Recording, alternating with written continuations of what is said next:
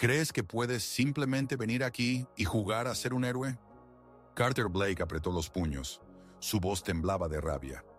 No tienes idea de con quién te has metido, viejo. Michael Harrison levantó lentamente la vista de los papeles esparcidos por el suelo. Su mirada tranquila se encontró con los ojos ardientes de ira del adolescente de 18 años. Carter, dijo en voz baja, y en su tono había algo que hizo que el chico sintiera un escalofrío recorrer su espalda. Tienes razón. Realmente no sabes con quién te has metido. Detrás de Carter, sus amigos, Jake Martínez y Dylan Cooper, se agruparon. Los tres eran estrellas del equipo de fútbol de la escuela, los reyes de Riverside High School. Nadie jamás se atrevía a enfrentarse a ellos. ¿Qué quieres decir con eso?, sisió Jake, sacando su teléfono para grabar todo en video. Michael se levantó lentamente de las rodillas, donde había estado recogiendo sus cosas después de otra broma de los adolescentes. Sus movimientos eran fluidos, precisos, demasiado precisos para un simple maestro de escuela secundaria. Quiero decir, dio un paso adelante y algo en sus ojos hizo que incluso Carter retrocediera. Que algunas personas llegan a tu vida para enseñarte una lección, y algunas para convertirse en una lección para los demás. ¿Nos estás amenazando? La voz de Dylan tembló traicioneramente. Michael sonrió con tristeza. No, Dylan, les estoy advirtiendo. Última vez. Lo mejor está por venir. Quédense con nosotros para saber cómo terminó todo. Mientras tanto, denle like y suscríbanse al canal para no perderse nada. Lunes, 7 de la mañana. Milford, Connecticut. Riverside High School recibía un nuevo día con el habitual caos de voces adolescentes, el golpeo de casilleros y el ruido de pies en los pasillos. Michael Harrison estaba de pie frente a la entrada principal de la escuela, sosteniendo en su mano un maletín de cuero desgastado. A sus 43 años parecía un hombre cansado, al que la vida había tratado bastante mal. Cabello canoso en las sienes, profundas arrugas alrededor de los ojos, hombros ligeramente encorvados. Nada en él delataba a un exmilitar. Ninguno de los estudiantes que pasaban a su lado le prestó atención. Otro maestro de mediana edad, otro rostro olvidable en su mundo de redes sociales y dramas adolescentes. El director de la escuela, Robert Anderson, recibió a Michael en la oficina principal con una sonrisa forzada de alguien que tiene que lidiar con demasiados problemas a la vez. Señor Harrison, bienvenido a Riverside. Espero que la mudanza haya ido bien. Gracias, no, señor Anderson. Todo está bien. Michael estrechó la mano que se le ofrecía, notando en su mente el nervioso parpadeo del párpado del director. Bien, bien. Debo advertirle sobre algunas peculiaridades de nuestros estudiantes. Anderson se aclaró la garganta nerviosamente. Particularmente sobre algunos alumnos de 12º grado. Carter Blake, Jake Martínez, Dylan Cooper. Ellos, ¿cómo decirlo? ¿Problemáticos?, preguntó Michael con calma. Influyentes, corrigió el director. Sus padres forman parte de la junta escolar. Donantes muy generosos. ¿Entiende a qué me refiero? Michael asintió. Entendía mejor de lo que Anderson podría suponer. El anterior profesor de inglés, el señor Collins, desafortunadamente no pudo encontrar un terreno común con estos chicos. Espero que usted tenga mejor suerte. ¿Qué le pasó al señor Collins? Anderson evitó la respuesta directa. Agotamiento nervioso, jubilación anticipada por razones de salud. Michael tomó nota mentalmente de esa información. En sus 20 años como educador, había encontrado muchos casos similares. El aula número 237 estaba en el ala más alejada de la escuela. Michael empujó la puerta y entró en un espacio amplio, con grandes ventanas y filas de escritorios. En la pizarra había garabatos y dibujos obscenos, claramente regalos de los estudiantes de ayer. Michael borró la pizarra con calma y comenzó a organizar sus pocas pertenencias.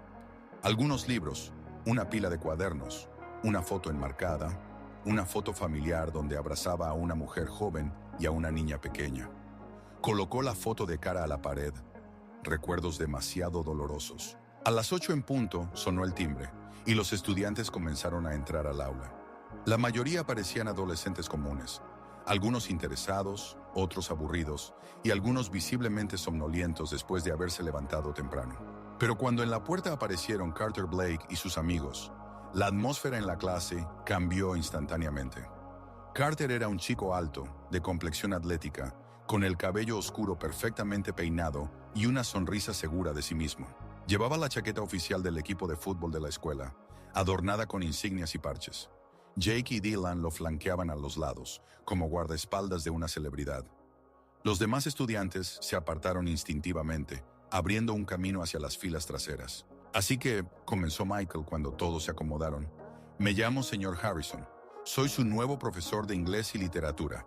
Carter bostezó de manera ostentosa y puso los pies sobre el escritorio del estudiante que estaba delante. Este semestre estudiaremos obras que plantean cuestiones de justicia, elección moral y las consecuencias de nuestras acciones. Aburrido, comentó en voz alta Jake, provocando risas entre algunos compañeros. Michael continuó, como si no hubiera escuchado. Comencemos con una pregunta sencilla. ¿Qué es la verdadera fuerza? ¿Quién puede responder? Emma Richardson, sentada en la primera fila, levantó la mano. Creo que la verdadera fuerza es la capacidad de ayudar a aquellos que son más débiles que tú. Excelente respuesta, señorita Richardson. Michael asintió con aprobación. ¡Tonterías!, bufó Carter. La fuerza es cuando todos te temen. Cuando puedes hacer lo que quieras y nadie se atreve a contradecirte. Interesante punto de vista, señor Blake. Michael se volvió hacia él.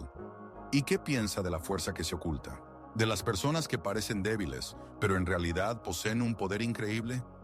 Esas no existen, declaró Carter con confianza. Si eres fuerte, lo demuestras. Todo lo demás son intentos de los débiles por parecer geniales. Michael asintió lentamente. Volveremos a este tema más adelante. Tan pronto como sonó el timbre que indicaba el final de la clase, Carter se levantó y se dirigió a la salida. Al pasar junto al escritorio del profesor, accidentalmente golpeó la mochila de Michael, que cayó al suelo, esparciendo su contenido. «Oh, lo siento», pronunció Carter con un falso pesar. «Qué lástima». Sus amigos se rieron, y los demás estudiantes se apresuraron a salir del aula, sin querer verse envueltos en el conflicto. Michael se arrodilló tranquilamente y comenzó a recoger los papeles. Entre ellos había documentos que un profesor de escuela común no debería tener.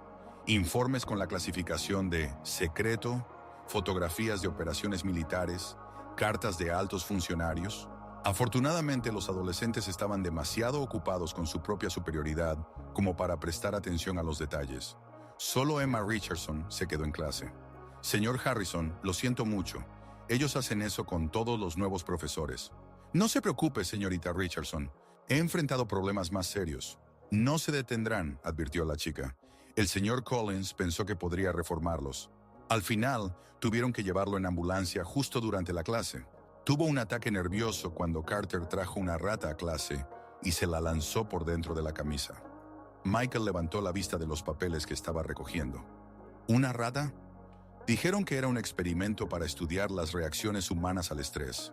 El director no los castigó. Los padres de Carter donaron a la escuela un nuevo ala de la biblioteca. Entiendo. Michael terminó de recoger sus cosas y se levantó. Gracias por la advertencia, Emma. Solo tenga cuidado, ¿de acuerdo? Pueden llegar muy lejos. Después de que la chica se fue, Michael se quedó solo en el aula vacía. Se acercó a la ventana y miró hacia abajo, al patio de la escuela. Allí, Carter y sus amigos discutían animadamente sobre algo, señalando de vez en cuando hacia las ventanas del segundo piso. Michael sacó su teléfono móvil del bolsillo y revisó los contactos. Entre ellos estaban los números de trabajadores sociales, psicólogos infantiles, especialistas en adolescentes problemáticos, personas con las que había colaborado a lo largo de muchos años de su carrera docente. Durante 20 años de trabajo en diversas escuelas, se encontró con cientos de niños como Carter, Jake y Dylan. La mayoría de ellos simplemente necesitaba el enfoque y la comprensión adecuados. Pero algunos iban demasiado lejos, como su propia hija. Michael tocó involuntariamente la fotografía en la mesa. Emily tenía solo 14 años cuando un grupo de estudiantes de secundaria la llevó a que... Aún no podía pensar en eso sin dolor. Después de aquella tragedia, dedicó su vida a que algo así no volviera a suceder. Estudió la psicología adolescente, los métodos de trabajo con niños agresivos, se convirtió en un experto en acoso escolar y ahora veía todas las señales de una catástrofe inminente. La segunda mitad del día trajo nuevos desafíos. Durante el almuerzo, Michael se dirigió a la sala de profesores para comer, pero cuando abrió su recipiente de comida, un olor nauseabundo salió de allí. Alguien había añadido un ratón muerto a su ensalada. ¿Problemas, señor Harrison?, escuchó detrás de él una voz familiar. Michael se dio la vuelta. En la puerta estaba Carter con una expresión inocente en su rostro. No hay problema, señor Blake. Solo estoy comprobando la calidad de la comida escolar. Sí, a veces viene con sorpresas. Carter sonrió. Por cierto, escuché que usted es militar. ¿O exmilitar? ¿Dónde escuchaste eso? Ah, ¿es verdad? Los ojos de Carter brillaron con un entusiasmo cazador. Interesante. ¿En qué guerras participó? ¿En Irak? ¿En Afganistán? Michael cerró el recipiente con la comida en mal estado. Yo enseño inglés, señor Blake. Mi pasado no tiene relación con las clases de literatura, pero tiene que ver con por qué está aquí, ¿verdad? Carter se acercó un paso. ¿Sabe lo que pienso? Creo que usted es uno de esos fracasados que no pudieron encontrarse en el mundo real y vinieron a enseñar a los niños. Una historia típica de débiles. Quizás tenga razón, aceptó Michael con calma. Carter esperaba agresión, ira, un intento de mostrar autoridad, pero esa reacción lo desconcertó. Aunque, continuó Michael, dirigiéndose a la salida, las personas más peligrosas a menudo parecen precisamente fracasados. Recuerde eso. Después de su partida, Carter se quedó en la sala de profesores, reflexionando sobre esas palabras. La siguiente clase de inglés se convirtió en una verdadera prueba. Carter, Jake y Dylan hicieron todo lo posible por interrumpir la lección. Lanzaban papeles, imitaban sonidos de animales, se caían de las sillas, simulando desmayos. Michael continuó con la lección como si nada estuviera sucediendo. Hablaba sobre la novela El Señor de las Moscas, de William Golding, una historia sobre cómo los niños civilizados se convierten en salvajes cuando desaparecen las reglas y la autoridad de los adultos. Es interesante notar, decía, mirando a la clase, que el principal antagonista de la novela, Jack, no era el niño más fuerte o inteligente, pero entendía la psicología de la multitud. Sabía cómo manipular los miedos y deseos de los otros niños. Carter dejó de hacer payasadas y escuchó atentamente. Jack creó un culto de fuerza y brutalidad, pero al final su imperio se derrumbó porque estaba construido sobre el miedo, no sobre el respeto. El miedo es una base muy poco confiable para el poder. ¿Y qué le pasó a Jack al final?, preguntó de repente Dylan. Fue salvado, respondió Michael. Pero la salvación vino de afuera. Los adultos intervinieron y detuvieron el caos. Jack no pudo enfrentar las consecuencias de sus acciones por sí mismo. Carter frunció el ceño. Sentía que el maestro hablaba no solo de literatura. Después de la clase, cuando la mayoría de los estudiantes se habían ido, solo quedó un chico en el aula. Aaron Wells, un delgado chico de 17 años con gafas, nerviosamente jugaba con la correa de su mochila. «Señor Harrison», llamó en voz baja. «¿Puedo hablar con usted?» «Claro, Aaron. ¿Qué pasa?» El chico miró hacia la puerta, asegurándose de que estaban solos. «Me obligan a hacer sus tareas. Carter y sus amigos, ya hace 6 meses». Michael dejó la pluma y miró atentamente al adolescente. «Cuéntame más». «Al principio, solo copiaban de mí. Luego empezaron a exigir que hiciera sus trabajos por completo. Dijeron que si me negaba...» Aaron se quedó en silencio. «¿Qué dijeron?» «Que publicarán en internet las fotos que tomaron en el vestuario después de educación física. Fotos comprometedoras». La voz del chico temblaba de vergüenza. «Y también tomaron mi teléfono y encontraron conversaciones personales con un chico. Solo somos amigos, pero ellos te están chantajeando». «Sí, y no solo a mí. Conozco a varias personas más a las que les hacen lo mismo, pero nadie se atreve a quejarse». Michael asintió en silencio, procesando la información. «Señor Harrison, no le pido que se involucre. Solo, si ellos le piden que les cambie las calificaciones o algo por el estilo, por favor, no acepte. No quiero que otro maestro sufra por mi culpa». «Aaron», Michael se inclinó hacia adelante. «¿Sabes qué es el chantaje? Es cuando te obligan a hacer algo, amenazando con revelar algo». «Correcto. ¿Y sabes que el chantaje es un delito grave? ¿Y que las personas que lo practican generalmente no se detienen en una sola víctima?» Aaron asintió. «Lo entiendo. Pero ¿qué puedo hacer? Mi padre trabaja para el papá de Carter. Si esto sale a la luz...» «¿Tu padre trabaja para Richard Blake?» «Sí, es el contador principal en su empresa de construcción. Si el señor Blake quiere, puede despedir a mi papá en cualquier momento. Michael se levantó y se acercó a la ventana. Afuera ya comenzaba a oscurecer. El corto día de invierno llegaba a su fin. Aaron, ¿sabes qué te voy a decir? A veces la única forma de detener a un depredador es mostrarle que tú también puedes ser peligroso. Pero yo no soy peligroso, ni siquiera lastimo a una mosca. Michael se volvió hacia él con una sonrisa enigmática. Y no necesito que seas peligroso. Es suficiente que yo lo sea. Aaron parpadeó confundido. ¿Qué quiere decir? Por ahora, nada. Solo confía en mí, ¿de acuerdo? Y recuerda, los chantajistas solo temen una cosa. ¿Qué? Que sus secretos también se hagan públicos. Esa misma noche, Michael estaba sentado en su apartamento alquilado cerca de la escuela, revisando archivos en su computadora portátil. En la pantalla había expedientes detallados sobre los 3 adolescentes, el resultado del trabajo de personas que sabían cómo encontrar información sobre cualquiera. Carter Blake, 18 años, hijo del dueño de la mayor empresa constructora del estado, capitán del equipo de fútbol, excelentes calificaciones gracias a maestros sobornados y tareas hechas por otros. En su tiempo libre, vende drogas entre sus compañeros. 2 incidentes ocultos de conducción bajo los efectos del alcohol. Jake Martínez, 17 años, hijo adoptivo del juez Martínez. Problemas de agresión, está bajo tratamiento psiquiátrico, sospechoso de varios casos de maltrato animal, pero las acusaciones fueron retiradas gracias a la influencia de su padre adoptivo, Dylan Cooper, 18 años. Madre, congresista del estado, padre, abogado conocido. Serios problemas de juego, debe una gran suma a la mafia local. Sus padres no saben de sus deudas. Cada uno tenía su debilidad. Cada uno tenía secretos que podían destruir sus vidas. El teléfono de Michael sonó. Harrison, le escucho. ¿Cómo va todo en la escuela?, preguntó una voz familiar sin presentarse. La situación es peor de lo que pensábamos. No es solo acoso escolar, es crimen organizado con menores en los papeles principales. ¿Chantaje? ¿Chantaje? ¿Tráfico de drogas? ¿Posiblemente coerción a la prostitución? Aún estoy verificando los detalles. ¿Cuántas víctimas? Al menos 7 personas que ya he identificado.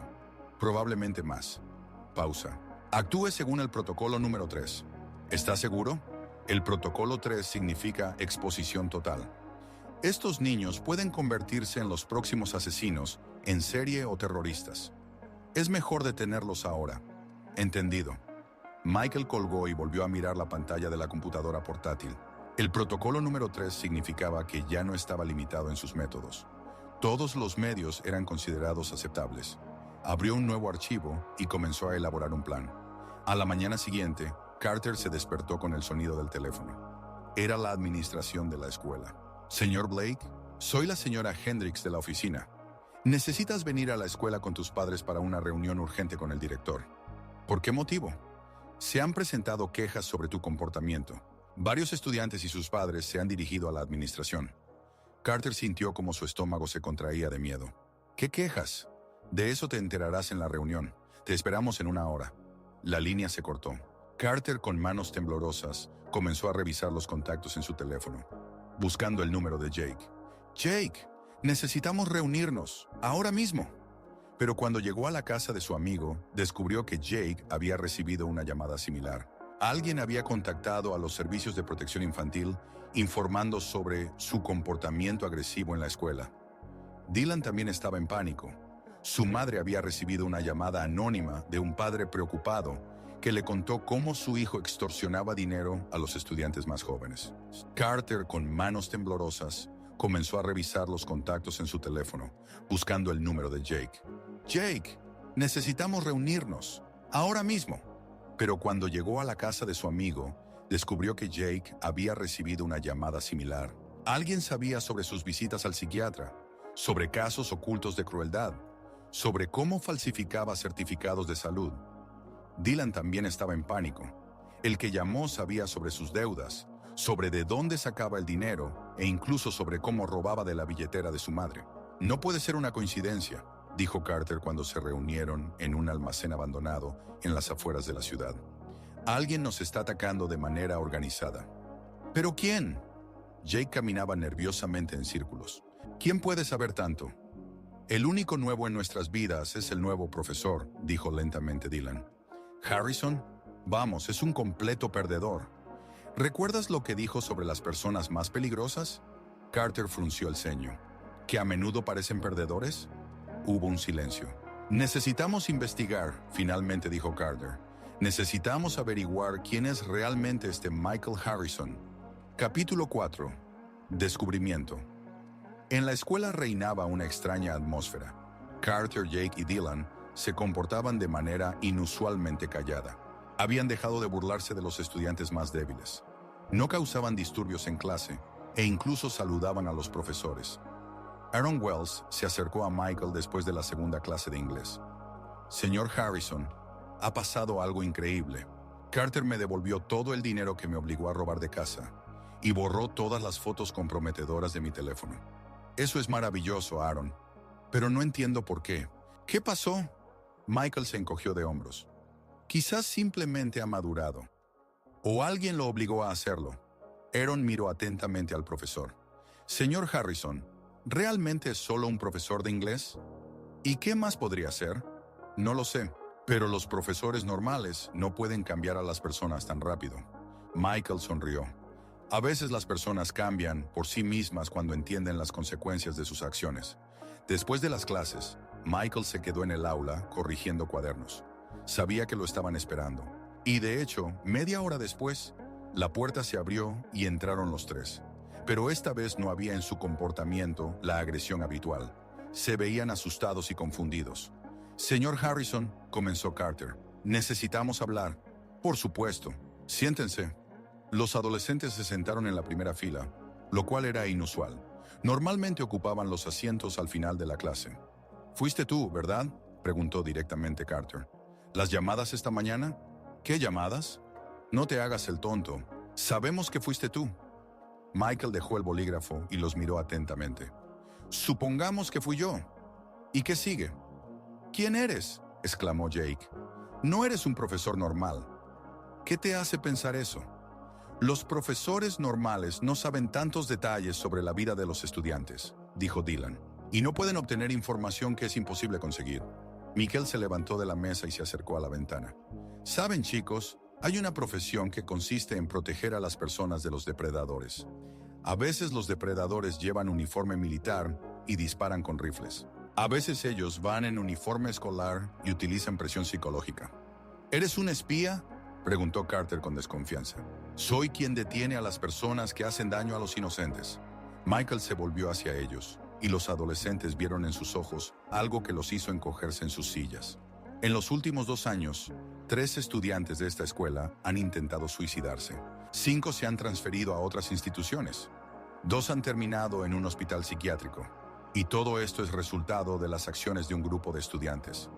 «No obligamos a nadie a matarse», se indignó Jake. «¿No? Entonces cuéntame sobre Timmy Johnson». Los adolescentes se miraron. Timmy Johnson fue un compañero de clase el año pasado, un chico callado y reservado a quien ellos humillaban regularmente. «Timmy simplemente se mudó», dijo Dylan con inseguridad. «Timmy intentó ahorcarse en el sótano de su casa», informó fríamente Michael. «Después de que ustedes publicaron un video en internet donde él llora en el baño de la escuela. Su hermana menor lo salvó». Silencio. «¿Y Sarah Mitchell? ¿La recuerdan?» «¿Qué le pasó?», preguntó Carter con voz ronca. «Todavía toma antidepresivos después de que ustedes difundieron rumores sobre su vida íntima. Rumores que llevaron a que sus padres la enviaran a una escuela cerrada para adolescentes problemáticos». Michael dio un paso hacia ellos, y los 3 se apartaron instintivamente. «¿Quieren saber quién soy? Soy un maestro con 20 años de experiencia en escuelas difíciles. Un hombre que perdió a su propia hija debido al acoso, similar al que ustedes perpetran». Los adolescentes se quedaron paralizados. Mi Emily tenía 14 años cuando un grupo de estudiantes de secundaria la llevó a intentar suicidarse. Ella sobrevivió, pero las cicatrices psicológicas quedaron para siempre. Michael hizo una pausa, reuniendo fuerzas. «Después de ese incidente, estudié todo lo que pude sobre la agresión adolescente, el acoso escolar, la psicología de las víctimas y los agresores. Me convertí en un especialista en este campo». Miró a cada uno de ellos. «Y cuando veo a chicos como ustedes, Sé exactamente a dónde llevará esto si no se interviene. ¿Qué quieren de nosotros?, preguntó Carter en voz baja. Quiero que entiendan una verdad simple. Su comportamiento destruye vidas, y si no se detienen, eventualmente destruirán también las suyas. ¿Qué quieren de nosotros?, preguntó Carter en voz baja. Quiero que entiendan una verdad simple. Su comportamiento tiene consecuencias, y esas consecuencias pueden ser mucho más graves de lo que piensan. Michael se levantó y se acercó a la pizarra, donde escribió una palabra: elección. Cada uno de ustedes tiene una elección. Pueden seguir siendo depredadores y terminar en la cárcel o en un hospital psiquiátrico. O pueden cambiar sus vidas, comenzando desde este momento. ¿Y si no queremos cambiar?, preguntó desafiante Carter. Michael se volvió hacia él con una expresión que hizo que el adolescente lamentara sus palabras. Entonces haré que no tengan otra opción. Esa noche, Carter estaba sentado en su habitación, tratando de procesar lo que había sucedido. Su teléfono estaba sobre la mesa, y temía incluso tocarlo. ¿Y si esa persona con la voz distorsionada volvía a llamar? Su padre entró en la habitación sin tocar la puerta. Un hábito que antes irritaba a Carter, pero que ahora le daba miedo. Hijo, necesito hablar contigo. Richard Blake era un hombre de imponentes proporciones, acostumbrado a que lo obedecieran sin objeciones. Había construido un imperio de construcción prácticamente desde cero, y sus métodos de hacer negocios no siempre habían sido legales. Recibí una llamada telefónica extraña hoy. Comenzó sentándose en el borde de la cama. Alguien me informó de algo muy interesante sobre tus asuntos escolares. Carter se congeló. ¿Qué información? Que mi hijo está involucrado en extorsión y tráfico de drogas justo en la escuela. La voz de su padre era engañosamente tranquila. ¿Te imaginas el daño que esto podría causar a la reputación de nuestra familia? Papá, puedo explicarlo todo. ¿Explicarlo? Richard se levantó.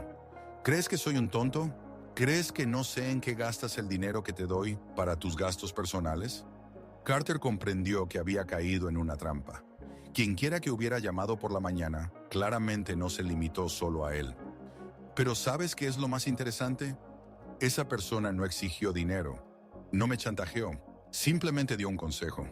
¿Qué consejo? Es mejor que te ocupes de la educación de tu hijo, antes de que sea demasiado tarde.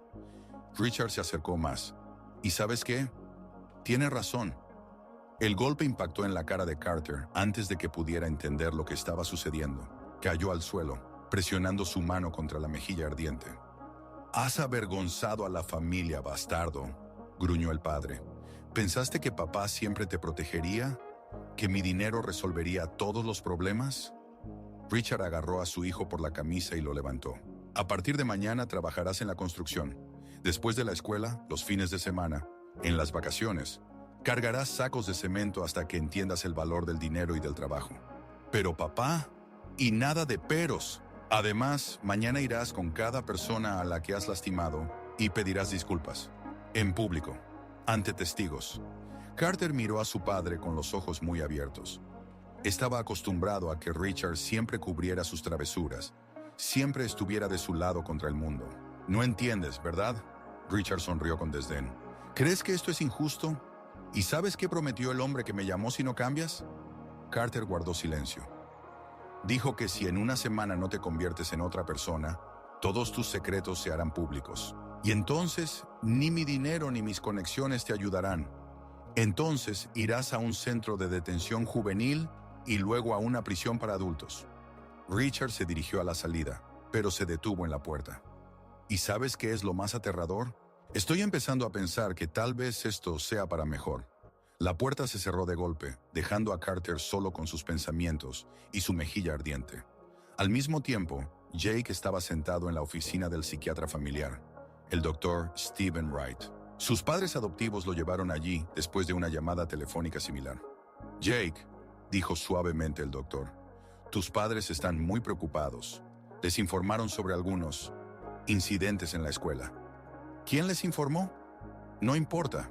Lo que importa es que has estado ocultando problemas graves de agresión». Jake se movía nerviosamente en la silla. Odiaba esas sesiones. Odiaba cómo el doctor lo miraba, como si lo estuviera estudiando bajo un microscopio. «Me hablaron del gato», continuó el doctor. Jake palideció. «¿Qué gato?» «El que torturaste en el garaje el verano pasado. Los vecinos lo vieron. Yo no...» «Jake, Mentir solo empeorará la situación. Tengo fotos. El médico abrió un expediente y mostró imágenes que hicieron que el adolescente apartara la mirada. ¿Sabes cómo se llama esto en psiquiatría? Sadismo. Y si no se trata, progresa. Primero los animales, luego las personas. No quiero matar a nadie, pero quieres causar dolor. Reconócelo al menos a ti mismo. Jake guardó silencio, apretando los puños. Tus padres adoptivos quieren colocarte en una institución especializada para adolescentes con problemas de conducta, informó el doctor. Y creo que es la decisión correcta. ¡No!, gritó Jake. Solo no eso. Allí hay verdaderos locos. ¿Y qué te hace mejor que ellos?, preguntó el doctor con calma. Dylan, en ese momento, estaba sentado en casa en la mesa de la cocina frente a sus padres. Su madre, la congresista Elizabeth Cooper, parecía haber envejecido 10 años en un solo día. $80,000, repitió ella. Debes $80,000 a personas que matan por menos. Su padre, el abogado Robert Cooper, estudiaba en silencio los documentos que les habían enviado. Aquí dice que tomaste dinero de mi bolso, continuó la madre, del bolso de papá, de la pensión de la abuela, incluso del fondo de ayuda a los indigentes que administro. Mamá, ¿puedo devolverlo todo? ¿Con qué?, estalló el padre. No tienes trabajo, no tienes habilidades, ni siquiera puedes estudiar bien en la escuela sin ayuda externa. Dylan bajó la cabeza. Sabía que sus padres tenían razón. ¿Sabes qué es lo que más me duele?, dijo la madre en voz baja. No es que hayas robado, no es que hayas jugado. Y lo que hiciste fue hacer que otros niños sufrieran para cubrir tus deudas. Sacó de su bolso unas fotografías. Estas son fotos de los niños a los que tú y tus amigos llevaron al colapso nervioso. Míralos. Dylan, a regañadientes, levantó la vista. En las fotografías había niños con ojos vacíos y apagados, niños que parecían mucho mayores de lo que eran. Esta niña tiene 14 años, señaló la madre hacia una de las fotografías. 14, y ya ha intentado quitarse la vida 2 veces. No lo sabía. No quería saberlo, gritó el padre. Te importaba un comino todo, excepto tú mismo. Robert se levantó y comenzó a caminar por la cocina. Mañana por la mañana vas a la policía y confiesas todo. Por extorsión, por chantaje, por todo. Pero entonces me arrestarán. Y harán bien. Elizabeth también se levantó. Quizás la cárcel sea el único lugar donde finalmente entiendas que tus acciones tienen consecuencias. Mamá, por favor. No. La voz de la madre era fría como el hielo. He luchado por la justicia toda mi vida. Y no permitiré que mi propio hijo convierta esta lucha en un farsa. Se dirigió a la salida de la cocina, pero se detuvo en la puerta. Y mañana vas al psiquiatra, porque las personas normales no disfrutan del sufrimiento ajeno. A la mañana siguiente, los 3 adolescentes llegaron a la escuela cambiados. Carter con un moretón bajo el ojo, Jake con los ojos rojos de llorar, Dylan con las manos temblorosas. Se reunieron en un aula vacía antes de que comenzaran las clases. Estamos en problemas, dijo en voz baja Carter. Los padres lo saben todo. Los míos quieren enviarme a un manicomio, agregó Jake. Y los míos a la cárcel, susurró Dylan. Se hizo un silencio. ¿Qué vamos a hacer?, preguntó Jake. No lo sé, respondió Carter honestamente. Por primera vez en mi vida no sé. La puerta se abrió y entró Michael Harrison. Se veía tan tranquilo como siempre, pero en sus ojos brillaba algo nuevo, satisfacción. Buenos días, chicos. ¿Cómo fue la noche? Carter levantó la cabeza, y en sus ojos por primera vez, Michael vio un verdadero miedo. Ustedes destruyeron nuestras vidas, croó el adolescente. No, respondió Michael con calma, cerrando la puerta detrás de sí. Ustedes mismos destruyeron sus vidas. Yo solo mostré a todos la verdad. Jake se levantó de un salto. Mis padres quieren quitarme la custodia, por su culpa. Por lo que hiciste a los animales y por burlarte de los niños más débiles, corrigió Michael. Tus padres simplemente se dieron cuenta de a quién realmente estaban criando. Dylan lloraba en silencio, escondiendo su rostro en sus manos. Mamá dijo que estoy muerto para ella, que ya no tiene hijo. Michael se acercó más. ¿Y saben qué? Ella tiene razón. La persona que eras debe morir, para que nazca alguien nuevo. Eres un loco, gritó Carter levantándose. Eres un enfermo que disfruta del dolor ajeno. Michael se detuvo a 2 pasos de él. ¿Quieres saber quién disfruta del dolor ajeno? Mírate en el espejo. No soy así. ¿No? Michael sacó su teléfono y reprodujo un video. Entonces explícame esto. En la pantalla apareció un video grabado con una cámara oculta. Carter, Jake y Dylan estaban golpeando a un niño delgado en el baño de la escuela. El sonido estaba activado y se podía escuchar cómo se reían de sus gritos de ayuda. ¿De dónde sacaron esto?, preguntó Jake jadeando. Tengo grabaciones de todo lo que hicieron en los últimos 2 años. Cada acoso, cada acto de crueldad. Michael guardó el teléfono. ¿Quieren saber cuántos niños han sufrido a causa de ustedes? 23. 23 niños cuyas vidas destruyeron por diversión. Dylan levantó su rostro lloroso. No querían. La voz de Michael se volvió helada. ¿No querían cuando obligaron a Aaron Wells a comer de un basurero? ¿No querían cuando publicaron fotos íntimas de Sarah Mitchell? ¿No querían cuando llevaron a Timmy Johnson a intentar suicidarse? Cada palabra era como una puñalada. Pero ¿saben qué es lo más aterrador?, continuó Michael. Ni siquiera ahora entienden la magnitud de lo que han hecho. Solo piensan en ustedes mismos, en sus problemas, en su dolor. Miró a cada uno de ellos. Ni uno de ustedes ha pensado en lo que sienten sus víctimas. Carter apretó los puños. Basta. No voy a escuchar esto más. Se lanzó hacia la puerta, pero Michael fue más rápido. Su mano se posó en el hombro del adolescente y éste se detuvo, sintiendo el agarre de hierro. Siéntate, dijo Michael en voz baja, y en su voz había algo que hizo que Carter se sometiera sin protestar. Ahora escúchenme atentamente. Michael regresó a la pizarra y escribió una palabra. Precio. Cada acción tiene un precio, y ha llegado el momento de pagar la cuenta. ¿Qué quiere decir con eso?, balbuceó Dylan. Michael se volvió hacia ellos, y en sus ojos no quedaba ni una pizca de humanidad. Quiero decir que su historia aún no ha terminado. Lo que sucedió ayer es solo el comienzo. Sacó de su mochila una carpeta gruesa y la colocó sobre la mesa. Michael sacó de su mochila varias hojas de papel y las puso sobre la mesa. Este es un acuerdo de trabajo comunitario voluntario, un programa de rehabilitación para adolescentes con comportamiento problemático. ¿Qué tipo de trabajos?, preguntó Jake con cautela. Ustedes ayudarán en un refugio local para niños huérfanos. Todos los días después de la escuela, 3 horas. Cada fin de semana, 6 horas. Durante 4 meses. ¿Y si nos negamos?, intentó blufear Dylan. Michael sacó su teléfono con calma. Entonces llamaré a los padres de cada niño al que ustedes acosaron. Les contaré los detalles de lo que hicieron con sus hijos. Y luego esos padres irán a la policía con denuncias. Les mostró una lista de contactos. Tengo los números de 32 familias, 32 niños que se convirtieron en sus víctimas en los últimos 2 años. Los adolescentes palidecieron. Extorsión de menores, chantaje, coacción a robar, abuso psicológico. Todo esto conlleva responsabilidad penal, incluso para los menores. Michael les extendió un bolígrafo a cada uno. Elijan. 4 meses de trabajo comunitario o años en un centro de detención juvenil. Les mostró una de las fotos. Carter entregando una bolsa de drogas a un estudiante de primaria. ¿Se imaginan los titulares? Hijo de un magnate local vende drogas en la escuela. Hijo adoptivo de un juez. Sádico y asesino de animales. Hija de un congresista crió a un extorsionador y chantajista. Los adolescentes palidecieron. Sus padres perderán sus trabajos. Sus familias se convertirán en parias. Y ustedes pasarán los próximos años en un centro de detención juvenil. Carter agarró el bolígrafo con una mano temblorosa. Eres un hijo de puta. Quizás, aceptó Michael, pero soy un hijo de puta que protege a los inocentes de gente como ustedes. Uno tras otro, los adolescentes firmaron los documentos. Excelente. Michael recogió los papeles. Mañana a las 4 de la tarde se presentarán en el refugio Esperanza en Main Street. Allí les estará esperando la señora García, la directora. Ella les explicará sus responsabilidades. ¿Y qué haremos allí?, preguntó Jake sombríamente. Descubrirán lo que es estar indefenso. Aprenderán lo que significa depender de la bondad de otras personas. Quizás, por primera vez en sus vidas, entenderán lo que sienten sus víctimas.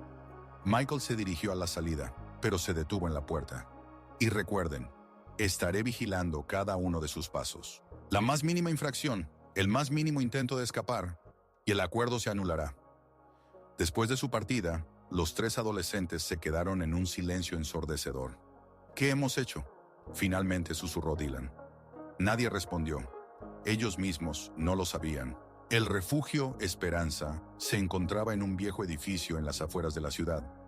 La pintura se estaba descascarando, las ventanas estaban selladas con cinta adhesiva, el techo goteaba.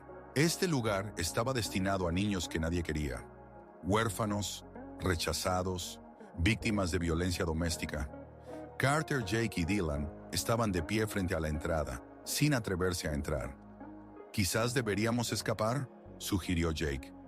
«¿A dónde?», se burló Carter amargamente. «Él nos encontrará en cualquier lugar». La puerta se abrió y salió una anciana latinoamericana con un vestido sencillo. Era la señora García, la directora del refugio.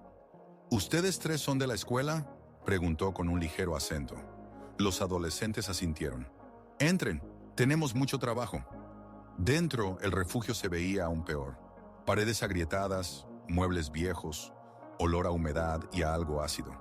En los pasillos corrían niños de diferentes edades, desde pequeños hasta adolescentes. Todos parecían cansados, tristes, perdidos. «Aquí viven 43 niños», explicó la señora García. «Solo tenemos 4 empleados. La ayuda de voluntarios es muy necesaria». Ella los llevó por las habitaciones. En cada una había de 6 a 8 camas, casi pegadas unas a otras. Las pertenencias personales de los niños eran casi inexistentes, solo lo más necesario. «Esta es María», presentó la directora a una niña de 8 años con grandes ojos tristes. Su madre murió de sobredosis, no conoce a su padre. La niña se encogía asustada contra la pared, mirando a los extraños. «Y este es James», señaló a un niño de unos 12 años con una cicatriz en la cara. Su padrastro lo golpeó, le rompió el brazo en 3 lugares. Jake se dio la vuelta. No podía mirar la cicatriz. Su tarea es ayudar a los niños con sus tareas, alimentarlos, jugar con ellos, leerles cuentos antes de dormir. En resumen, ser esos hermanos mayores que nunca han tenido. Se detuvo frente a la habitación de los adolescentes. «Pero recuerden, estos niños han visto cosas que ningún niño debería ver. No confían en los adultos. Les será difícil aceptarlos». La puerta de la habitación estaba entreabierta, y desde allí llegaban voces suaves. Carter asomó la cabeza y vio a un grupo de adolescentes sentados en el suelo en círculo. Susurraban sobre algo, lanzando miradas cautelosas hacia la puerta de vez en cuando. «¿Qué están haciendo?», preguntó. «Se cuentan sus historias», respondió la señora García en voz baja. «Eso les ayuda a lidiar con sus traumas». Uno de los adolescentes, un chico de unos 16 años con la cabeza rapada y tatuajes en los brazos, levantó la cabeza y miró directamente a Carter. «¡Novatos!», gritó. «¡Entren, no sean tímidos!». Carter, Jake y Dylan entraron a la habitación con inseguridad. Los otros adolescentes los miraban con curiosidad y desconfianza. «Me llamo Marcus», se presentó el chico tatuado, «y esta es nuestra alegre pandilla de fracasados». Señaló a los demás. Una chica delgada con el cabello negro corto, un chico de apariencia asiática con ojos asustados, y una niña pelirroja que parecía tener unos 14 años. «Cuéntenme, ¿qué los trajo a nuestro paraíso?». Carter, Jake y Dylan se miraron. ¿Cómo explicarles a estos niños que estaban allí como castigo? «Nosotros somos voluntarios», finalmente dijo Carter. Marcus se echó a reír. «¿Voluntarios? ¿En serio? Yo pensé que se habían escapado de una colonia de menores». «¿Por qué piensas eso?», se tensó Jake. «Porque lo llevan escrito en la cara. He hecho cosas malas», sonrió Marcus. «Créeme, sé de lo que hablo. Yo también fui así». Se subió la manga y mostró las cicatrices en su antebrazo. «¿Ven esto? Me cortaba cuando me sentía mal. Y me sentía mal todos los días desde que mi padre comenzó a acosarme». Se hizo un incómodo silencio. «Y ahora es su turno», continuó Marcus. «¿Qué hicieron?». Carter sintió que sus mejillas ardían de vergüenza. Estos niños que habían vivido verdaderos horrores lo miraban con expectativa. ¿Y él debía confesar que se había burlado de otros niños como ellos por diversión? «Nosotros hicimos cosas malas en la escuela», pronunció en voz baja. «¿Cuáles exactamente?». No se detuvo Marcus. Dylan no pudo soportarlo más. «Nos burlamos de los niños débiles. Los humillamos, los obligamos a darnos dinero». La atmósfera en la habitación cambió instantáneamente. Los adolescentes se tensaron, sus rostros se volvieron fríos. «Entonces, ustedes son esos bastardos», dijo lentamente Marcus, «los que hacen que los niños terminen aquí». «¿Qué quieres decir?», preguntó Jake. «¿Ves a esa niña?». Marcus asintió hacia la pelirroja. «Se llama Emily. Ella llegó aquí después de que un grupo de chicos mayores en su antigua escuela la llevó a un colapso nervioso. Justo como ustedes. Emily se encogió al escuchar su nombre, y Kevin señaló al chico asiático. Se escapó de casa después de que los matones de la escuela publicaron un video en internet donde lo golpeaban. Sus padres lo culparon a él, no a los agresores. Carter sintió que algo se rompía dentro de él. Nosotros no sabíamos, comenzó él. ¿No sabían?, estalló Marcus. ¿O no querían saber?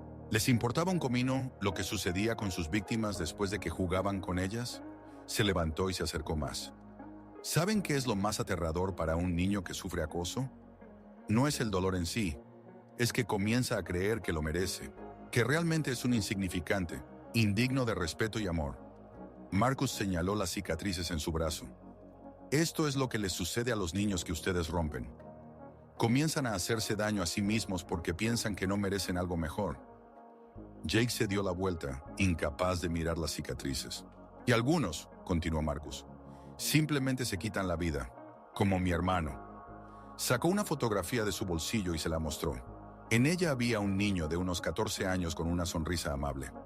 Se llamaba Tommy. Se ahorcó en su habitación después de que sus compañeros grabaran un video de cómo lo golpeaban en el baño y lo subieran a internet. Las lágrimas brotaron en los ojos de Dylan. Solo tenía 14. La voz de Marcus temblaba. Quería ser médico, ayudar a la gente, pero en lugar de eso, decidió que el mundo estaría mejor sin él. Marcus guardó la fotografía. Así que no me digan que no sabían, simplemente no querían pensar en las consecuencias. Un silencio opresivo llenó la habitación. Carter, Jake y Dylan estaban sentados, con la cabeza baja, sin saber qué decir. ¿Pero saben qué?, de repente dijo Marcus. Tienen la oportunidad de enmendarlo.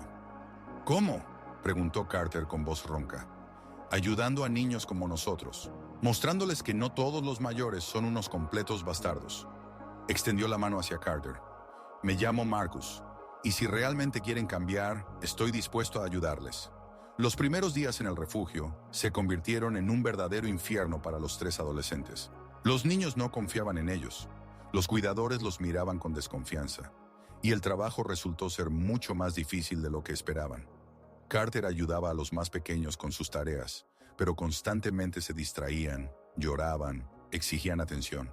Estaba acostumbrado a que todos cumplieran sus deseos sin cuestionar, y aquí tenía que mostrar una paciencia que nunca había tenido. Jake trabajaba en la cocina, lavando platos y ayudando a preparar la comida. El trabajo físico lo agotaba. Sus manos estaban llenas de rasguños por los detergentes, y le dolía la espalda de estar de pie junto al fregadero. Dylan leía cuentos a los niños antes de dormir, pero cuando veía sus ojos asustados y desconfiados, su voz temblaba traicioneramente. Estos niños le recordaban a sus propias víctimas. Al final de la primera semana, la señora García los llamó a su oficina. ¿Cómo va todo?, preguntó. Difícil, admitió honestamente Carter. Eso es bueno. Si fuera fácil, no aprenderían nada. Sacó de un cajón una carpeta. ¿Quieren ver los archivos de los niños con los que están trabajando? Los adolescentes se miraron y asintieron. La señora García abrió el primer archivo. María, 8 años. Su madre murió de sobredosis cuando la niña tenía 5. Vivió 2 años con su abuela, hasta que ésta fue hospitalizada por un derrame cerebral. Pasó el último año en 3 familias de acogida diferentes. En todas partes la devolvieron. ¿Por qué?, preguntó Dylan. Pesadillas, enuresis, ataques de pánico, síntomas comunes de estrés postraumático en los niños. Pasó la página. James, 12 años. Su padrastro lo golpeó sistemáticamente durante 4 años. Su madre lo sabía, pero no hizo nada. El niño fue hospitalizado con un brazo roto y lesiones internas. Solo entonces los servicios sociales intervinieron. Carter sintió un nudo en la garganta. Kevin, 15 años. Llegó de Corea del Sur con sus padres hace 2 años. En la escuela fue objeto de constantes burlas por su acento y apariencia. Sus compañeros grabaron un video de cómo lo golpeaban y lo publicaron en redes sociales. Sus padres lo culparon por haber avergonzado a la familia. Jake apretó los puños. Reconocía en esta historia sus propias acciones. Emily, 14 años. Un grupo de chicas de secundaria en su escuela creó una página falsa en redes sociales donde publicaban mensajes ofensivos en su nombre. La niña se convirtió en una paria Perdió a todos sus amigos. Intentó suicidarse tomando las pastillas de su madre. Dylan cubrió su rostro con las manos. ¿Quieren saber qué tienen en común todos estos niños?, preguntó la señora García. Los adolescentes guardaron silencio. Todos ellos creen que merecen un maltrato, que no son dignos de amor y respeto. Eso es lo que hacen las burlas a los niños. Cerró la carpeta. Cada uno de estos niños podría haber sido médico, maestro, artista, pero en lugar de eso, luchan por simplemente sobrevivir. Carter levantó la cabeza. ¿Cómo podemos ayudarles? Mostrarles que son dignos de amor, que alguien se preocupa por ellos, que no están solos. La señora García se levantó. Y ahora, vayan a trabajar. Y recuerden, cada una de sus palabras, cada gesto puede ser para estos niños un rayo de esperanza o otra herida más. Pasaron 3 semanas. Carter, Jake y Dylan se acostumbraban poco a poco a trabajar en el refugio. Los niños comenzaron a confiar en ellos, aunque algunos todavía se mantenían a la defensiva. Esa noche, Carter ayudaba a un niño de 7 años, Michael, con un dibujo. El niño era muy callado, casi no hablaba, y siempre se mantenía alejado de los otros niños. ¿Qué estás dibujando?, preguntó Carter. Michael mostró su dibujo. En él había una familia, mamá, papá y un niño pequeño. Todos sonreían. ¿Es tu familia?, el niño asintió. ¿Y dónde están ahora? Mamá está en el cielo, dijo Michael en voz baja. Y papá no me quería. Carter sintió como su corazón se apretaba de dolor. Recordó cómo había burlado cruelmente a niños tan indefensos y le invadió una vergüenza insoportable. Michael, dijo con cuidado, ¿sabes que eres un muy buen niño? El niño lo miró sorprendido. ¿De verdad? ¿De verdad? Y lo que pasó con tus padres no es tu culpa. Michael se quedó pensativo. ¿Y por qué entonces papá dijo que yo era malo? ¿Que por mi culpa mamá murió? Carter sintió que algo se revolvía dentro de él. Este pequeño niño se culpaba por la muerte de su madre solo porque algún idiota se lo había dicho. Escúchame con atención. Carter se agachó para estar a la altura del niño. Tu papá dijo una tontería. Los adultos a veces dicen tonterías cuando están heridos. No eres culpable de lo que pasó con mamá. ¿Y cómo sabes eso?, preguntó Michael con desconfianza. Porque yo mismo fui malo alguna vez. Muy malo. Y sé cómo son las malas personas. Pero tú no eres así. El niño examinó atentamente el rostro de Carter. ¿Y ahora eres bueno? Estoy aprendiendo a ser bueno, respondió honestamente Carter. Cada día aprendo. Michael sonrió. La primera vez en todo el tiempo que Carter lo conocía. ¿Y puedes enseñarme a ser bueno? Carter sintió cómo las lágrimas se le acumulaban en los ojos. Ya eres bueno, Michael. Solo necesitas que alguien te lo diga. En ese momento, en la habitación contigua, Jake jugaba con un grupo de niños a un juego de mesa. Uno de los niños, David, de 10 años, estaba haciendo trampa constantemente, tratando de ganar a toda costa. Antes, Jake se habría enfurecido y habría gritado al niño, pero ahora entendía que detrás de ese comportamiento había un desesperado deseo de ser mejor que los demás en algo. David, dijo en voz baja, ¿qué tal si intentamos jugar limpio? ¿Para qué?, respondió el niño de forma grosera. De todos modos, voy a perder. ¿Y quién dijo que perder es malo? Mi padre. Él decía que los perdedores solo merecen patadas. Jake se quedó paralizado. Esas palabras eran casi una copia exacta de lo que él mismo había dicho a sus víctimas en la escuela. Tu padre estaba equivocado, dijo. Perder está bien, lo importante es intentarlo. Solo dices eso para que no me sienta mal. No. Jake miró al niño a los ojos. Lo digo porque yo mismo pensé de otra manera durante mucho tiempo, y eso me convirtió en una mala persona. David parpadeó sorprendido. ¿Eras malo? Era malo, muy malo. Lastimaba a los niños que eran más débiles que yo. ¿Por qué? Porque pensaba que eso me hacía fuerte, pero en realidad me hacía patético. Jake se recostó en la silla. ¿Sabes qué entendí? El verdadero poder es proteger a los débiles, no hacerles daño. David asintió pensativamente y retiró las fichas adicionales que se había añadido sin darse cuenta en el tablero de juego. En la habitación infantil, Dylan leía un cuento a un grupo de pequeños.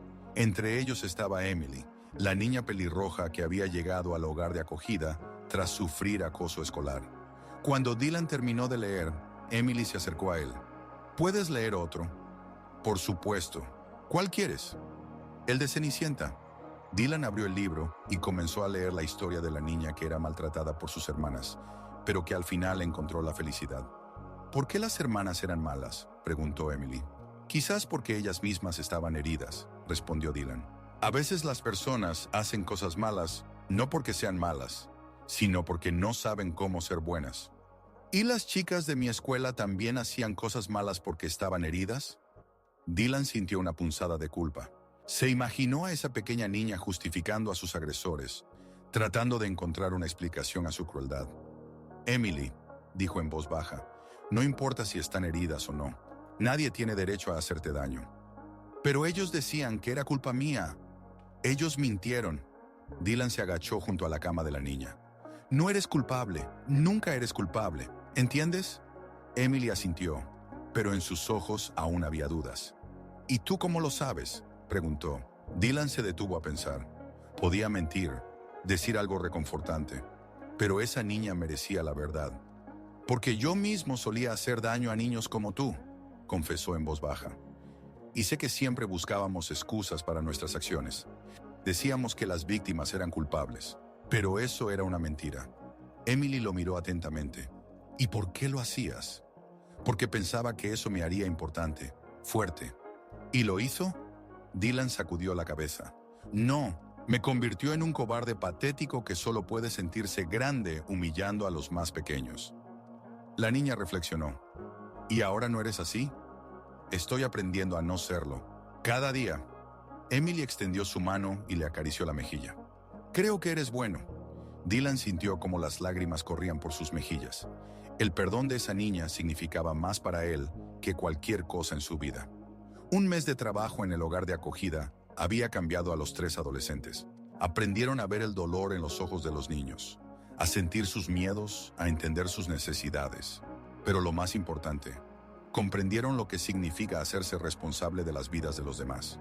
Carter se había encariñado especialmente con Michael, un niño de 7 años que casi no hablaba y que siempre dibujaba la misma imagen: una casa, una mamá y él mismo.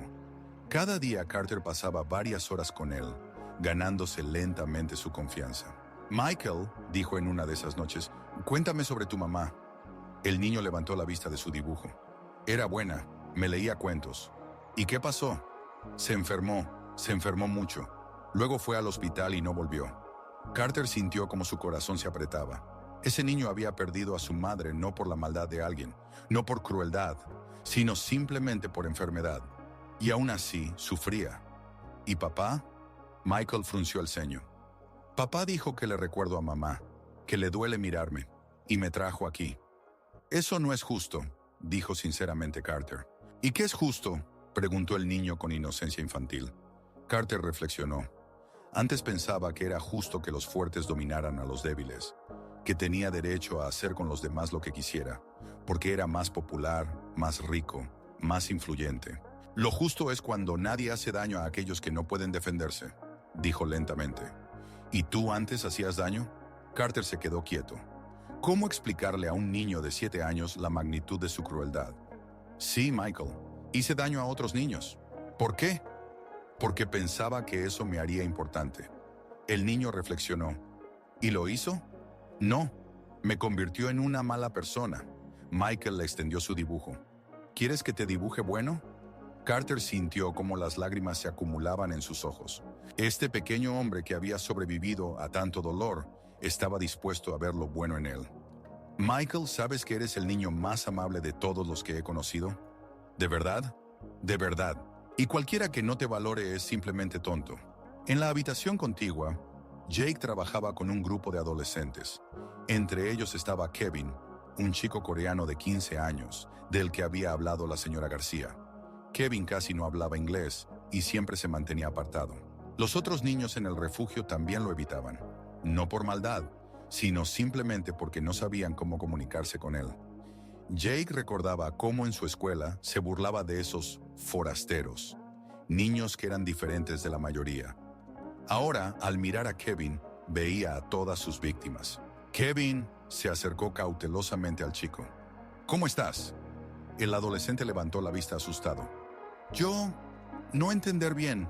No te preocupes, te ayudaré.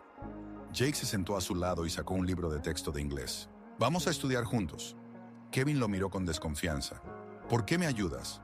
Porque antes lastimaba a niños como tú, y ahora quiero enmendarme.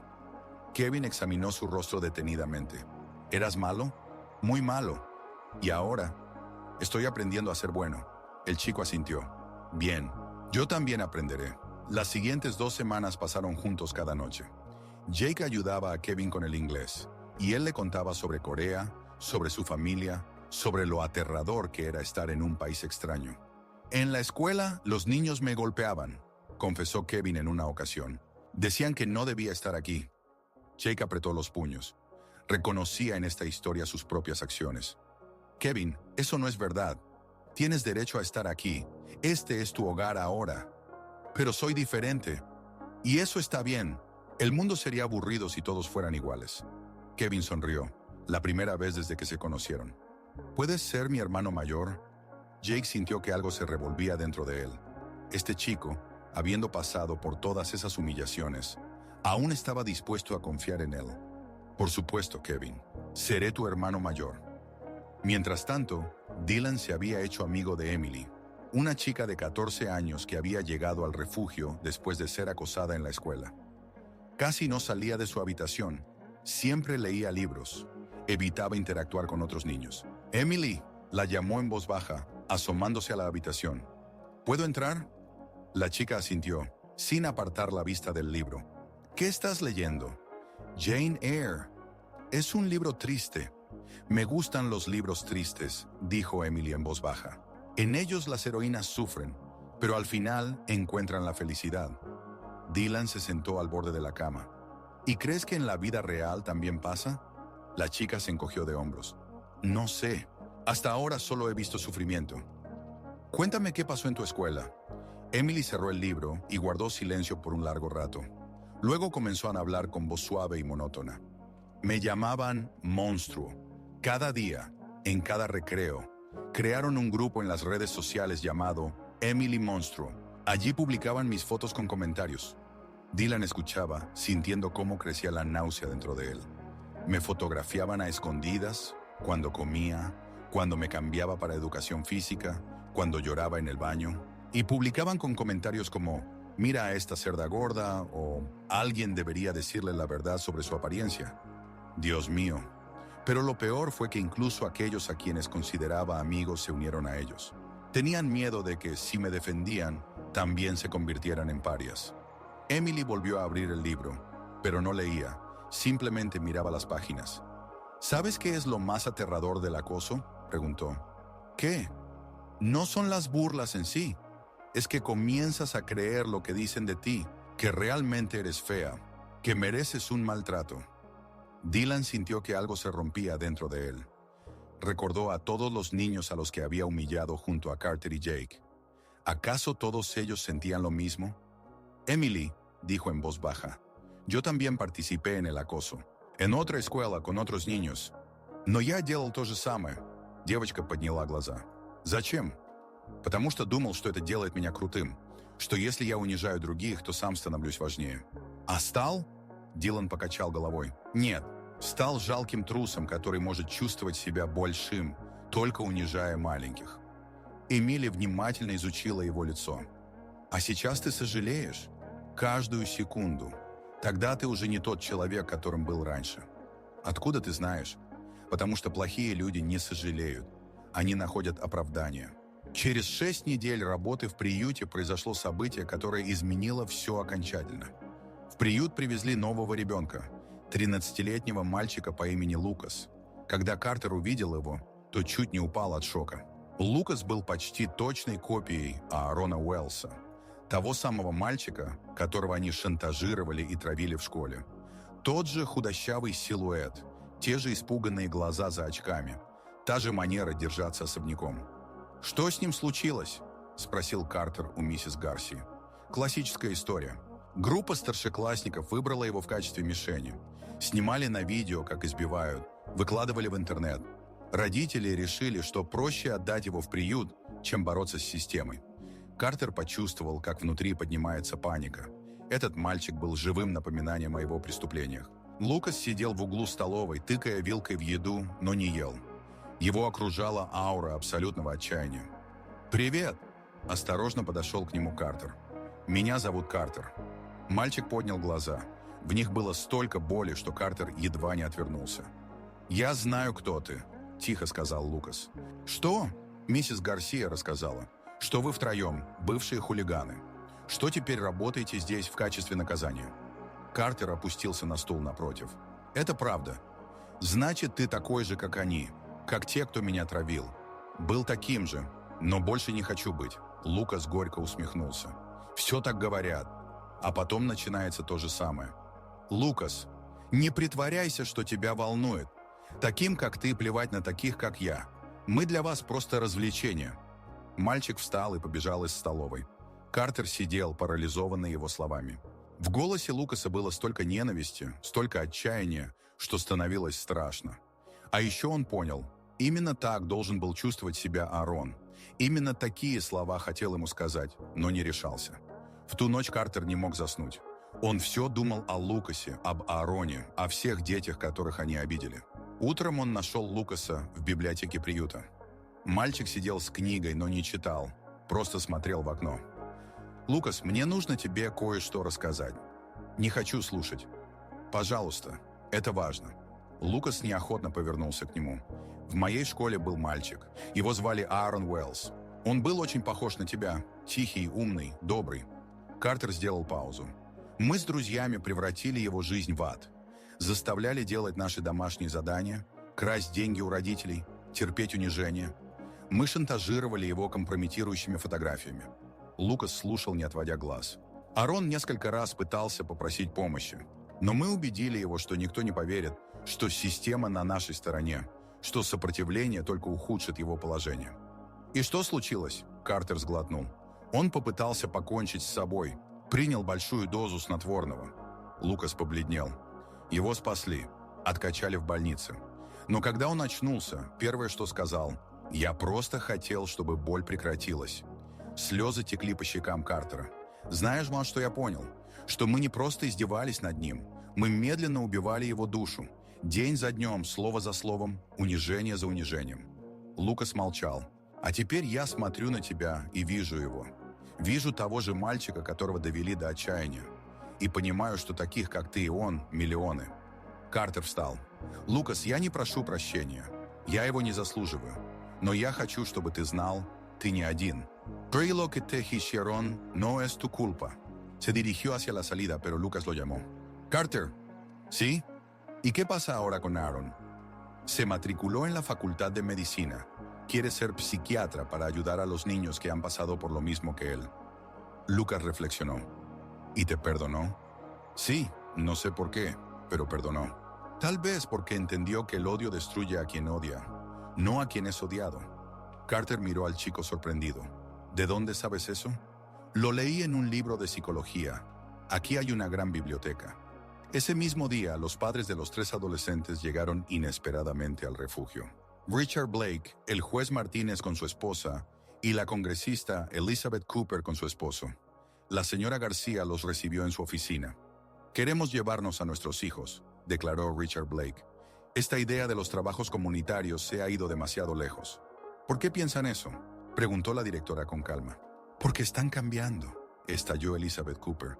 «Dylan llama todos los días y habla de unos niños huérfanos. Llora por teléfono. Antes ni siquiera lloraba. Y Jake se ha vuelto blando», añadió la señora Martínez. «Ayer vi un reportaje en la televisión sobre animales callejeros y se puso a llorar. Eso no es normal para un chico». «Carter quiere ir a la escuela de trabajo social», se indignó Richard. «Ha dejado todos los planes para manejar mi negocio». La señora García escuchó atentamente a todos. «Lo siento, pero no entiendo el problema. Sus hijos están aprendiendo empatía». «La empatía es una debilidad», gritó Richard. «En los negocios hay que ser duro. Y en la corte, justo, pero no sentimental», apoyó el juez Martínez. «En política, racional, no emocional», coincidió la congresista Cooper. La señora García se levantó. «¿Saben qué les voy a decir? Su crianza ha convertido a sus hijos en delincuentes».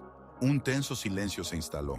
Ustedes les enseñaron que la fuerza es más importante que la bondad, que el éxito es más importante que la honestidad, que el dinero es más importante que la humanidad.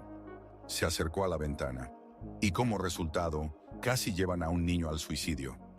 «No es nuestra culpa», gritó Richard. «¿No? ¿Y quién le enseñó a Carter que la riqueza le da derecho a humillar a los pobres? ¿Quién le mostró a Jake que la violencia resuelve problemas?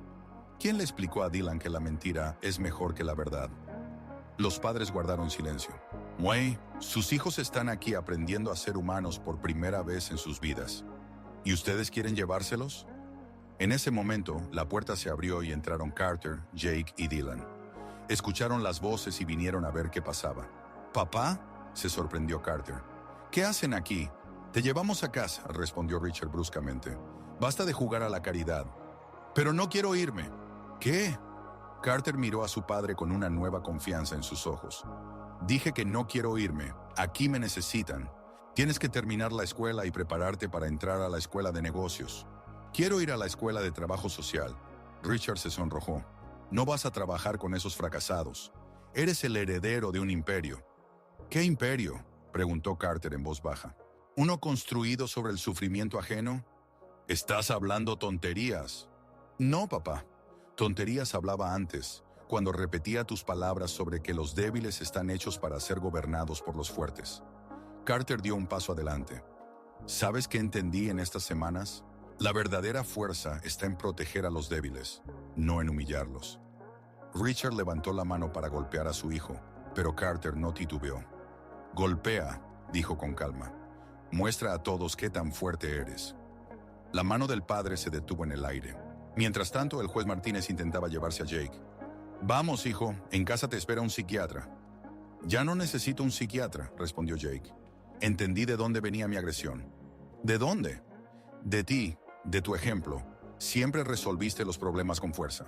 Gritabas a mamá, me golpeabas para educarme. Me enseñaste que hay que despreciar a los débiles». El juez retrocedió. «Te enseñé a ser un hombre». «No, me enseñaste a ser un animal». Y la congresista Cooper tiraba de Dylan hacia la salida. «Basta de este espectáculo. Vamos a casa». «Mamá, para». «¿Qué?». Dylan se liberó de su agarre. «Estoy haciendo algo importante por primera vez en mi vida. Estoy ayudando a niños que han pasado por lo mismo que nuestras víctimas». «¿Qué víctimas? Son solo travesuras escolares». «Mamá, un chico casi se suicidó por nuestras traviesas». Elizabeth Cooper se puso pálida. «Eso no es cierto». «Es cierto. ¿Y sabes qué es lo más aterrador? Él nos perdonó, y no lo merecemos». Dylan miró a su madre a los ojos. «Toda tu vida has luchado por la justicia en la política, pero en casa me enseñaste que mentir está bien si ayuda a alcanzar un objetivo». «Yo no». «Me enseñaste, mamá. Cuando decías, di que no estoy en casa. Cuando pedías que mintiera sobre tu paradero. Cuando explicabas que las promesas a los votantes son solo palabras». La congresista Cooper se sentó en una silla.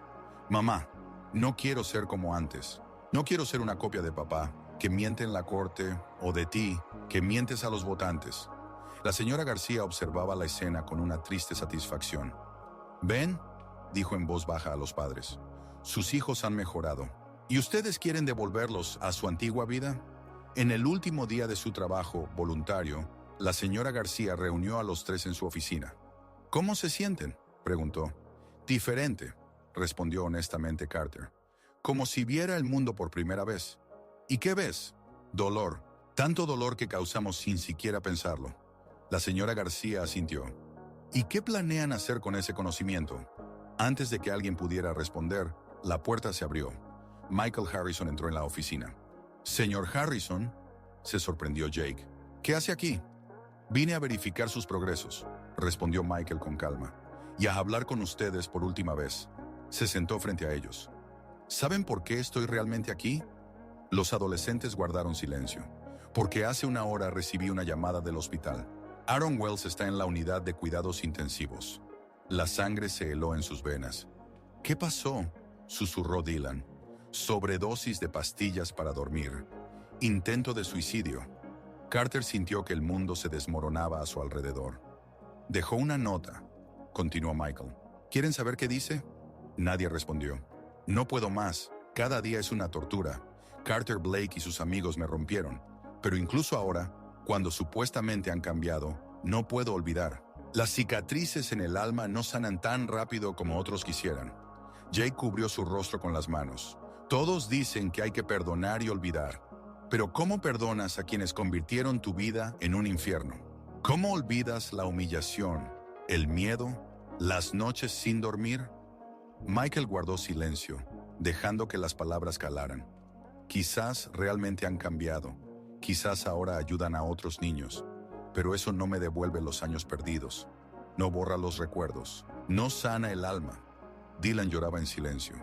Estoy cansado de luchar contra el dolor. Cansado de despertarme cada mañana pensando en lo que me hicieron. Cansado de fingir que todo está bien. Michael sacó su teléfono. Si estás leyendo esto, significa que he tomado una decisión. No te culpes. Solo recuerda, las palabras tienen poder, y algunas heridas nunca sanan. Un silencio opresivo se instaló. ¿Pero saben qué es lo más interesante? Michael se inclinó hacia adelante. Aaron sobrevivió. Los médicos lo reanimaron a tiempo. Los tres levantaron la cabeza. Y cuando despertó, lo primero que dijo fue, no quiero que se culpen, solo quería que el dolor se detuviera. Carter levantó la cabeza. ¿Él está vivo? Vivo. ¿Y saben qué más? Pidió que les dijera que los perdona. Hasta ahora, las lágrimas corrían por las mejillas de los tres adolescentes. Pero el perdón de Aaron no significa que sus acciones no hayan tenido consecuencias, continuó Michael. Él necesitará mucho tiempo para sanar, psicológicamente, emocionalmente, quizás toda su vida. Michael se puso de pie. Los médicos dijeron que necesita apoyo, personas que entiendan su dolor, personas que sepan lo que es el arrepentimiento. ¿Qué proponen?, preguntó Carter con voz entrecortada. Ir a verlo, hablar. No para pedir perdón, eso ya lo han recibido.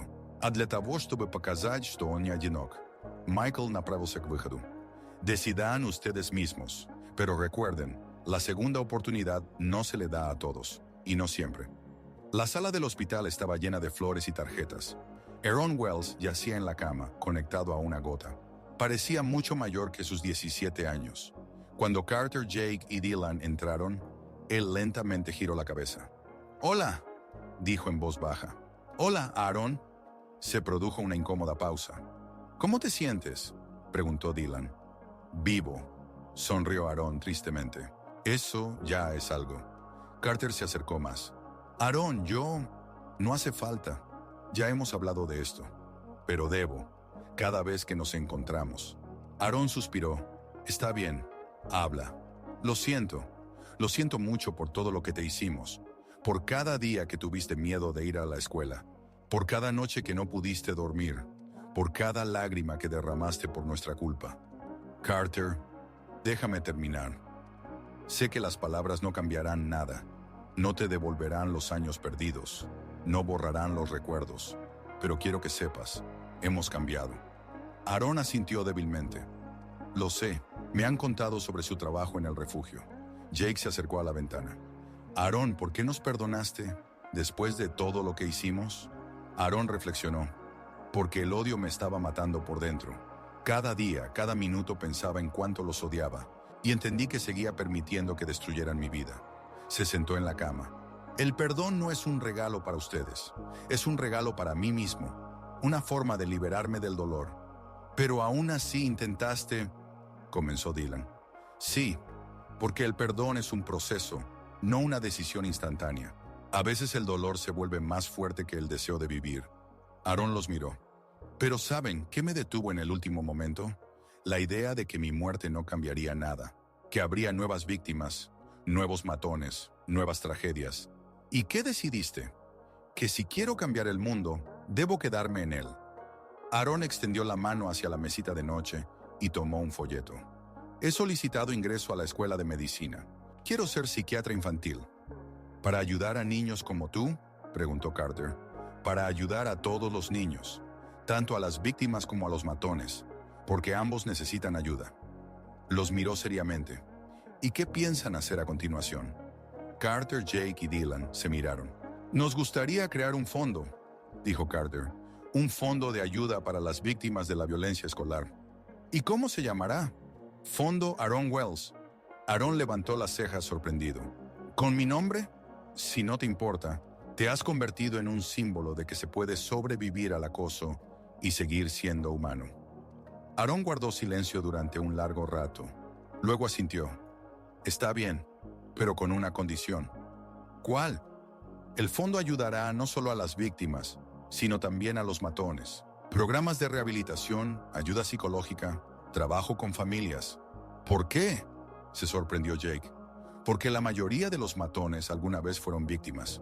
Hay que romper el ciclo de la violencia, no solo castigar a sus participantes. El auditorio de la Escuela Central de la ciudad de Springfield estaba lleno. En el escenario estaban 4 jóvenes que parecían mayores de lo que eran. Me llamo Aaron Wells, comenzó el primero. Hace 3 años estuve en el hospital tras un intento de suicidio debido al acoso escolar. En la sala reinaba un silencio absoluto. Me humillaron, chantajearon, convirtieron mi vida en una pesadilla a 3 compañeros de clase.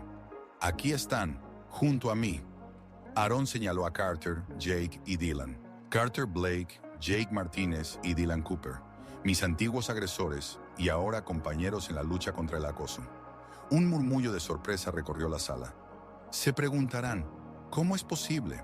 ¿Cómo puede una víctima trabajar junto a quienes la acosaron? Aaron hizo una pausa. Y yo responderé, porque la venganza no sana las heridas. Solo la comprensión, el perdón y el trabajo conjunto pueden cambiar el mundo. Carter se acercó al micrófono. Hace 3 años era un egoísta cruel que disfrutaba del dolor ajeno. Pensé que la fuerza se medía por la cantidad de personas que te temen. Miró al auditorio. Pero la verdadera fuerza está en la capacidad de reconocer tus errores y cambiar tu vida para mejor. Jake tomó el micrófono. Yo era un adolescente agresivo que resolvía todos sus problemas a golpes. Me parecía que la violencia era la norma. Sacudió la cabeza. Me tomó 1 año trabajar con niños huérfanos para entender que la violencia solo engendra violencia y el amor engendra amor. Dylan se acercó al micrófono por último.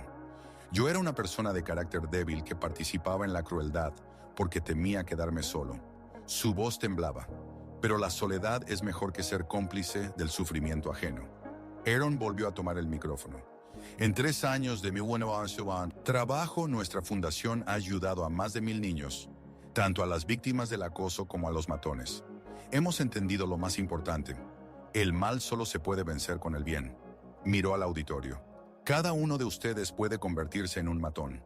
Cada uno puede causar dolor a alguien más débil. Pero cada uno también puede hacer una elección diferente. Carter añadió. La elección de proteger en lugar de atacar. La elección de apoyar en lugar de humillar. Jake continuó. La elección de ser humano en lugar de ser una bestia. Dylan concluyó. La elección de amar en lugar de odiar. Aaron dio un paso adelante. Recuerden, sus palabras tienen poder. Sus acciones tienen consecuencias. Y cada uno de ustedes puede cambiar la vida de alguien para mejor o para peor. El auditorio estalló en aplausos prolongados. Después de la presentación, un grupo de adolescentes se acercó a ellos con preguntas, agradecimientos y solicitudes de ayuda. Una niña de unos 14 años le dijo en voz baja a Aaron, «Gracias, pensé que a nadie le importaba, que estaba sola». «No estás sola», respondió él suavemente, «y nunca estarás sola mientras estemos vivos». Cuando el auditorio se vació, los 4 amigos se quedaron en el escenario, abrazándose. «¿Creen que hemos cambiado algo?», preguntó Carter. «Hicimos un intento», respondió Aaron, «y siempre intentaremos». Jake asintió. «Algunos errores no se pueden corregir, pero se pueden convertir en lecciones para otros», Dylan añadió. «Y algunas heridas se convierten en fuentes de fuerza». Aaron sonrió. ¿Saben qué es lo más sorprendente? Hace 3 años quería morir por su culpa, y ahora no puedo imaginar mi vida sin ustedes. ¿Por qué?, preguntó Carter. «Porque me recuerdan cada día que las personas pueden cambiar, que el mal no es eterno, que siempre hay esperanza».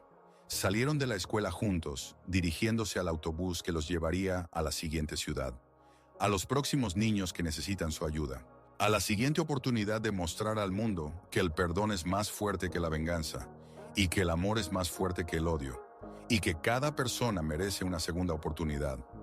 La historia terminó, pero sus consecuencias siguen viviendo en cada niño que decidió no molestar a un compañero de clase, en cada adulto que intervino al ver una injusticia, En cada persona que entendió la simple verdad, nuestras acciones importan, nuestras palabras tienen poder, y cada uno de nosotros puede cambiar el mundo, para mejor o para peor. La elección siempre es nuestra.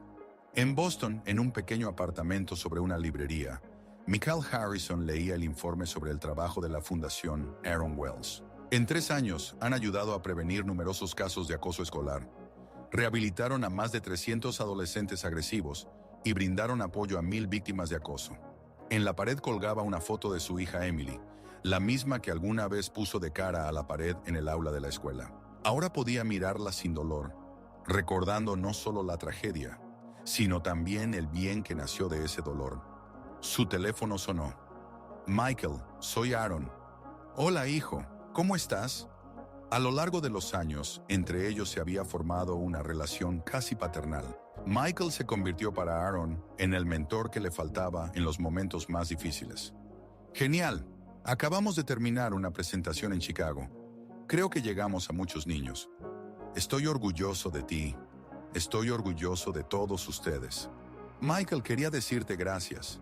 Por todo. ¿Por qué? Por no dejarnos rendirnos. Por mostrar que de cualquier dolor se puede extraer significado. Michael sonrió. Eso lo entendieron ustedes, chicos. Yo solo guié. ¿Y a dónde te irás ahora? Michael miró la carta que yacía sobre la mesa.